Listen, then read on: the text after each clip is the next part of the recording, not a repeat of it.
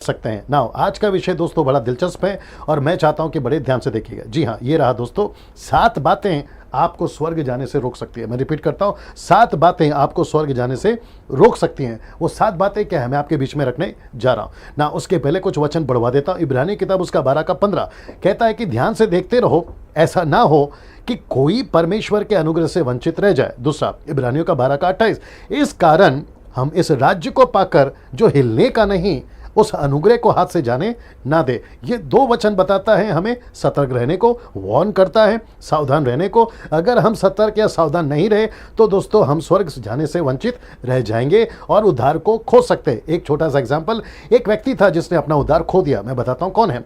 वो जागरूक ना होने के चलते उसके साथ में ये घटना घटी। याद रखो, न्यू टेस्टमेंट का है, यीशु के ज़माने का है। जानना चाहोगे कौन है? जी हाँ दोस्तों, उसका नाम है यहूदा इस्करियोत। यीशु का चेला था, 12 में इसकी गिनती थी, लेकिन क्योंकि वो जागरूक नहीं था अपने उद्धार के प्रति, अपने जीवन के प्रति, कुछ चांदी के लालच के छिक्के के चलते लालच में आकर उसने जो है यीशु मसीह के साथ में ऐसा काम किया जिसके चलते उसका उद्धार खो गया। आज वो स्वर्ग में नहीं है, वो अनंत काल के नरक में। याद रखो, मसीह जीवन जितना आसान है उतना सतर्क रहना भी कहता है, सावधान रहने को भी कहता है। मसीह यीशु ने खुद कहा है कि चौड़ा रास्ता विनाश को पहुंचाता है, सकरा रास्ता जीवन को पहुंचाता है, लेकिन सकरे रास्ते में बहुत सारे लोग नहीं आएंगे, कम ही लोग आएंगे।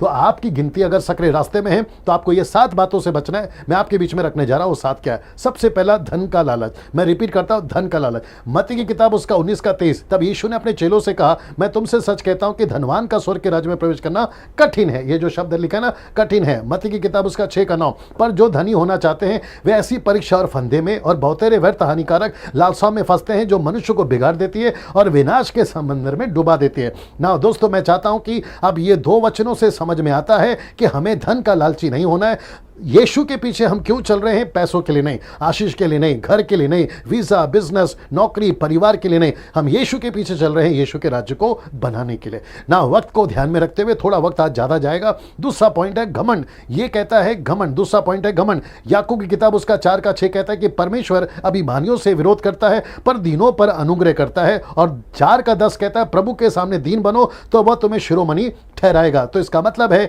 हमें घमंडी नहीं बनना है, हमें यीशु के साथ अधीनता में चलना है। लूसीफर ने घमंड किया, उसको नीचे फेंक दिया गया। हम उसके अनुयायी नहीं करेंगे, हम यीशु के पीछे चलेंगे। घमंड से बचना है दोस्तों ना। मैं इसमें अगर एक और चीज जोड़ दूं, आप क्या हैं? प्रीचर हैं, वर्शिपर हैं, म्यूजिशियंस हैं, आप जो भी हैं, आपको किसी भी चीज का घमंड नहीं करना है, क्योंकि जो कुछ आपको मिला है वो सब प्रभु की ओर से मिला है ना। दोस्तों, तीसरा ये है आलस या लेजीनेस।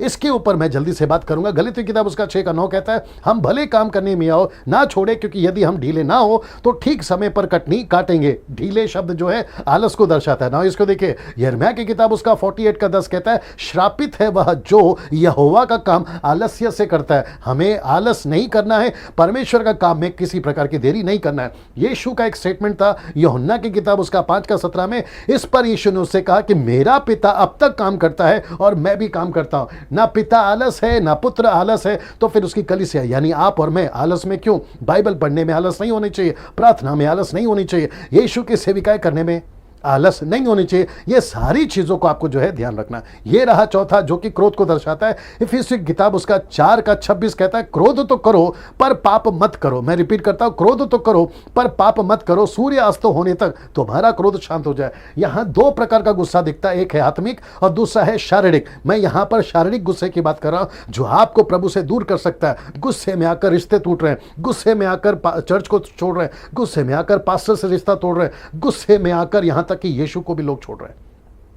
ये गुस्सा आपको अनंत काल के लिए नरक में डाल सकता है। ये गुस्सा आपको स्वर्ग से वंचित कर सकता है। ये गुस्सा आपको यीशु से अलग कर सकता है, आपके उद्धार से आपको वंचित कर सकता है। बहुत सावधान रहिएगा ना, क्योंकि याकूब की किताब उसका 1 का 19 कहता है, हे मेरे प्रियो भाइयों, ये बात तुम जानते हो, इसलिए हर एक मनुष्य सुनने के लिए तत्पर और बोलने में धीरा और क्रोध करने में धीमा हो। ये देखिए, क्रोध करने में धीमा हो। सब उपदेश की किताब उसका 7 का 9 कहता है, अपने मन में उतावली से क्रोध ना हो, क्योंकि क्रोध मूर्खों ही के हृदय में रहता है। जो मूर्ख है उसके हृदय में क्रोध रहता है ना। 5वां, अनाज्ञाकारिता, डिसओबीडियंस। ये पहला यूहन्ना उसका 2 का 4 कहता है, बड़े ध्यान से सुनिए, जो कोई ये कहता है कि मैं उसे जान गया हूं और उसकी आज्ञाओं को नहीं मानता, वह झूठा है और उसमें सत्य नहीं है। ये वचन आप समझ गए होंगे।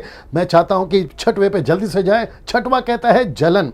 आज बहुत सारी चीज़ों में लोगों को जलन है, किसी की तरक्की में जलन है। कुछ लोग कहते हैं ये मुझसे बेहतर बोलता है, ये मुझसे बेहतर बोलता है। कोई कहता है पौलुस का है, कोई कहता है अपोलुस का है। कुरिन्थ के कलीसिया में ये चलता था। ऐसी जलन जिसको डहा भी कहते हैं, ये गलत है, मसीहत में नहीं होनी चाहिए। और जलन के चलते आप पाप कर सकते हैं, आपके साथ गलतियां हो सकती है, आप प्रभु से दूर हो सकते हैं, अपने उद्धार से दूर हो सकते हैं। कुछ लोग कहते हैं मेरे सब्सक्राइबर ज्यादा है, कोई कहते हैं मेरे तो तुम्हारे से भी ज्यादा है, कोई कहता है मेरा गाना बहुत अच्छा है, कोई कहता है उसका गाना इतना अच्छा नहीं है। ये जलन जो है ना, उसी के चलते ये होता है। नीति वचन उसका 14:30 क्या कहता है? शांत मन तन का जीवन है, परंतु मन के जलने से हड्डियां भी जल जाती है। जलन के चलते आप बीमार हो सकते हैं, आप मर सकते हैं, आप कमजोर हो सकते हैं। और ये चीज जलन जो है आपको प्रभु से दूर कर सकती है ना। फिलिप्पी की किताब 2:3 कहता है विरोध या झूठी बढ़ाई के लिए कुछ ना करो, पर दीनता से एक दूसरे को अपने से अच्छा समझो। ये जो जलन जिसके अंदर नहीं होगी वो दूसरे को अच्छा कहेगा,